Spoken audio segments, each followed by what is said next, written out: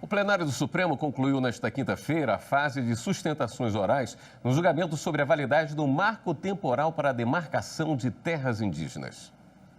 No centro do julgamento, o uso ou não do marco temporal na demarcação de terras indígenas. Segundo essa tese, as populações indígenas só teriam direito à posse de área ocupada antes da promulgação da Constituição Federal. Os ministros do Supremo julgam um caso de Santa Catarina, que tem repercussão geral e vai refletir em mais de 80 processos semelhantes no país.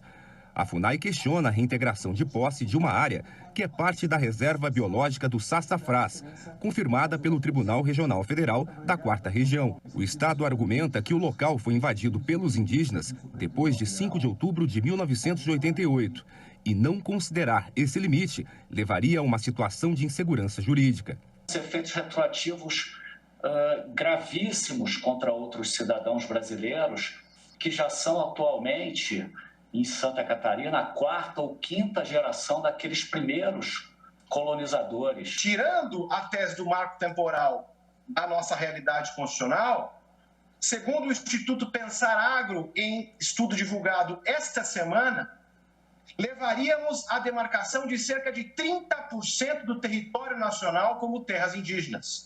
Isso significa, senhores, os territórios da Alemanha, Reino Unido, Itália e Hungria somados. Repita-se, é preciso ponderar. Representantes dos povos indígenas afirmam que a aplicação do marco temporal prejudicaria muitas comunidades que foram expulsas das áreas após a promulgação da Carta Magna. E sem demarcação de terras indígenas, a violência no campo seria maior. Os conflitos territoriais guardam uma íntima relação com a falta de demarcação das terras indígenas.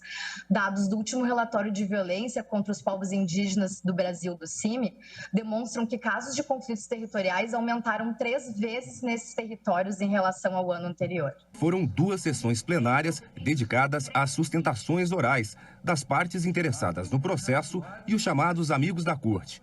O Procurador-Geral da República foi o último a se manifestar nesta fase do julgamento. Augusto Aras se posicionou a favor do recurso da FUNAI para garantir a posse da terra ao povo xoclém e apresentou uma proposta a ser aplicada aos demais casos. O artigo 231 do texto constitucional impõe o dever estatal de proteção dos direitos das comunidades indígenas antes mesmo da conclusão do processo demarcatório, dada a sua natureza declaratória.